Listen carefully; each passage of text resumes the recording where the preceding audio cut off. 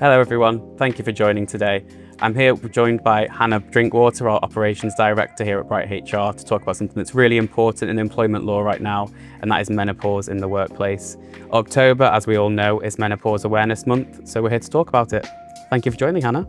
Thanks, Ellis. Look forward to the conversation. Perfect. So we'll get into some questions that we've got here prepared to go through menopause in the workplace and really get to grips with the new legislation that's coming into place. So why is it important to talk openly about menopause in the workplace, Hannah? Really important, because when people can't discuss what's happening, people suffer in silence. It creates a real barrier between the relationship between employer and employee. It helps colleagues to understand why someone might need additional support when they're going through changes. And then breaking the taboo benefits everybody, both employees and employers alike. Yeah, I couldn't agree more. And when we're talking about workplace adjustments, what workplace adjustments do you think would benefit somebody going through the menopause in the workplace, would you think? Flexible working is one of those areas. For example, if someone has particularly disturbed sleep, access to toilets, quiet spaces, cool areas, air conditioning, windows, those kinds of options as well. Definitely, and I think it's really important that we take into consideration the employment law aspect of this, and that is if you fail to make reasonable adjustments, it can result in discrimination claims. That's always something to take into consideration if you are a business owner. But how should managers approach conversations about the menopause, Hannah? Use the word menopause, don't tiptoe around it, so be direct. Ask what specific support somebody needs as well, so don't guess what you assume they need. Definitely be specific around your questions. Keep it confidential, so if somebody trusts that they can talk to you in a confidential way, they're more likely to open up to you.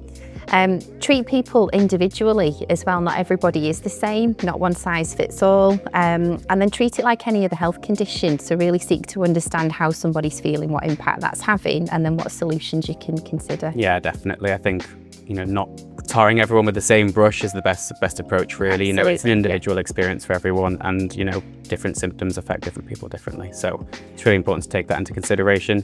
And because of this issue, why are people leaving jobs because of the menopause?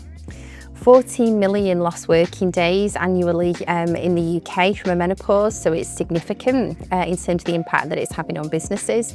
Often it's not the symptoms themselves, quite often it's how employers deal with it that causes the impact more than anything. People in the 50s generally are walking away from career opportunities because of the impacts that the menopause is having. And the cost of replacing experienced staff with that kind of, with tenure is significant. So it really does impact businesses in that way. Definitely. I think as well as cost, the likelihood of finding somebody as a suitable replacement is, incredibly difficult. Absolutely. And getting it right for people that either have tenure or a lot of experience, and giving them an environment in which they can thrive, it can really work for both. Yeah, definitely. And what support does the Employment Rights Bill give? And, what does the Employment Rights Bill require for menopause support? So companies with 250 more employees must have action plans in place by next year, 2026. They'll need to prove that these plans actually work, so not just lip service.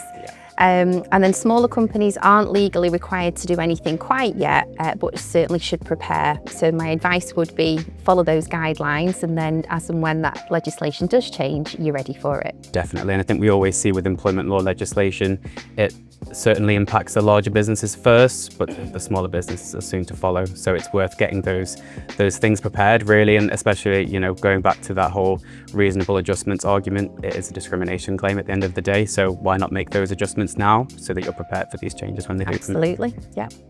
And what should employers do before 2026, do you think?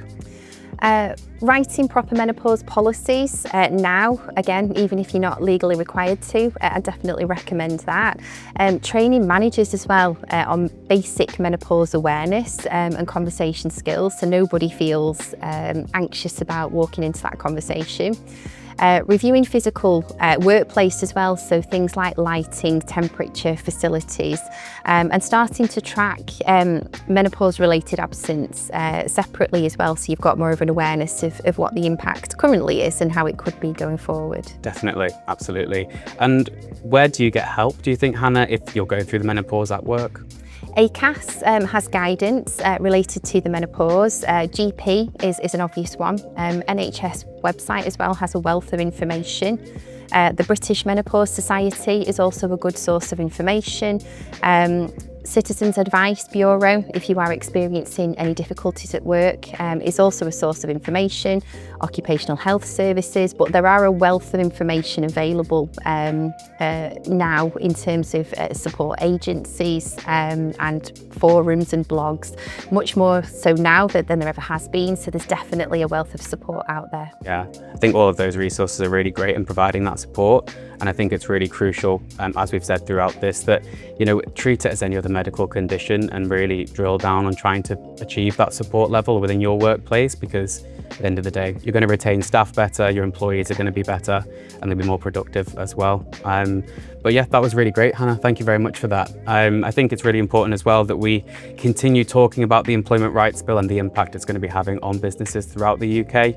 We've got a lot more changes coming. We've already had some webinars regarding the Employment Rights Bill, and we've got a lot more to come. So make sure you check those out. But thank you very much, Hannah. It's been a pleasure. Thanks, Ellis. Thank Likewise. you. Cheers.